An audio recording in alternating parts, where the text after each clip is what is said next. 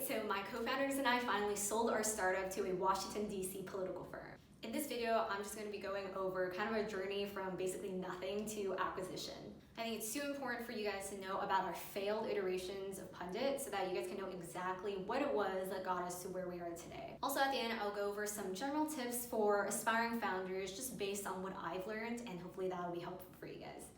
Our company is called Pundit Analytics, and what we do is provide analytics using AI for our political clients. So if a political opponent tweets something with a specific keyword, they change something on their website, Pundit Analytics detects that and lets our clients know. All right, so there are three of us. There's me, Rachel, there's our full-time co-founder, Glenn, and our other co-founder, Vikram. So Vikram and I are in the same year, and during our freshman year in 2017, we happened to join Glenn's new club that he created called Political Computer Science. I think me and Vikram were super grateful that this club even existed because we had major interests in both politics and computer science, but there didn't seem to be a very common intersection of the two. So when we heard about Glenn's club, we were super happy and we just automatically joined.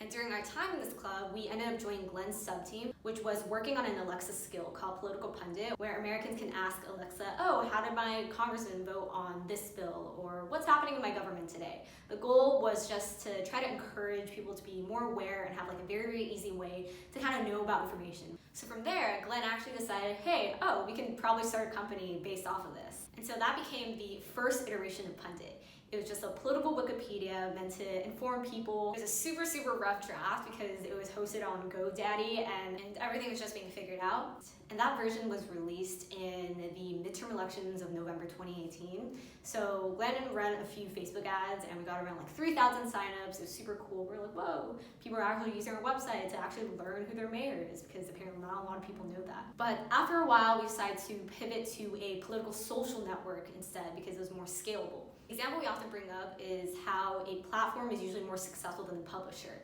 So a platform would be like Facebook, while a publisher would be like Wikipedia. And Facebook is able to scale up much more, because the whole premise of it is to share information. Instead of having to maybe make, read, digest information, it's a place where people kind of share and discuss issues. So it was at this time, at the beginning of 2019, where we applied to UC Berkeley's Accelerator program, Skydeck, and we got accepted as a hot desk team. So the hot desk teams don't actually get investments, but we just kind of get access to the building and its advisors. During our time there, all three of us were brainstorming ideas, we were coding out these features on the website, and really fleshing it out. We had some very successful watch parties because we had a debate feature when the Democratic debates were happening. There was a sentiment trial where people could vote for their favorite candidate based on what they said, and there was a live chat. So that one was really cool. One of the main things we wanted to do with Pundit, the social network, was really make it very local based, because each person has probably more influence in changing their local politics than it is to change federal national politics. So we were building out local features and we tried to brainstorm,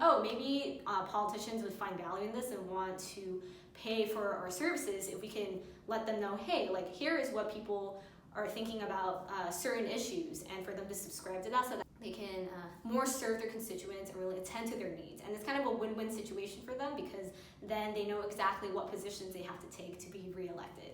But honestly, the political social network idea was not financially viable at all. First of all, in Silicon Valley, it seems like it was very hard to get people to really care about civic tech or political tech products.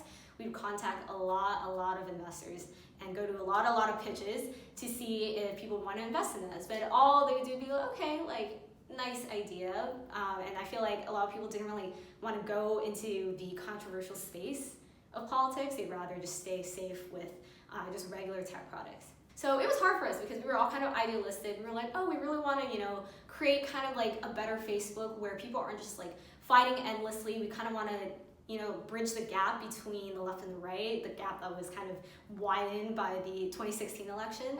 We had users, but it wasn't enough to, do things like run political ads or the thing that we talked about before. So we were very lucky to have someone notice us on LinkedIn from Washington, D.C., and they were like, hey, we're really interested in your tech stack for Pundit, but could you use your tech to do analytics for us, competitive intelligence for us? And we were really happy. We were like, wow, someone's really interested in using us and wants us to do it for this. So we went ahead and looked into it. It was actually very simple to just kind of collect data available on the web and just kind of put it all together for people to see. instead of having staffers go through the internet manually, which is what was happening in terms of analytics during the time. So luckily from there, we were accepted into this person's VC, and we all flew out to Washington, D.C.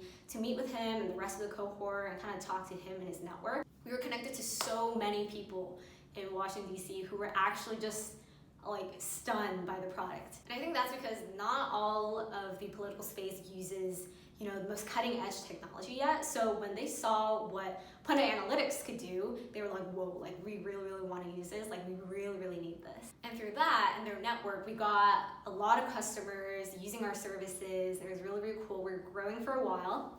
And then coronavirus happened. So when everyone realized that the pandemic, the lockdown, was not going to just last for 2 months, more potential customers started saving money. Instead of having more freedom to spend their money on extra services like ours, they had to really save up because they didn't know when things would get back to normal. But luckily for us, at the same time, we heard about a few acquisition offers and we accepted one. And so that is how we sold Pundit.